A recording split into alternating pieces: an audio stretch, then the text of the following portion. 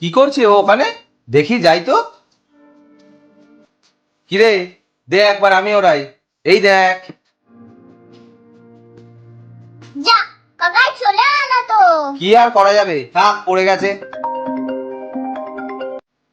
হ্যাঁ হ্যালো, বল। কি করে আনবে এবার ওইটা?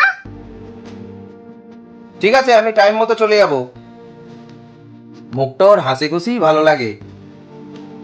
প্লেনটা পড়ে যাওয়াতে মনে হয় মন খারাপ করে বসে আছে। যাই, ওকে প্লেনটা এনে দিই।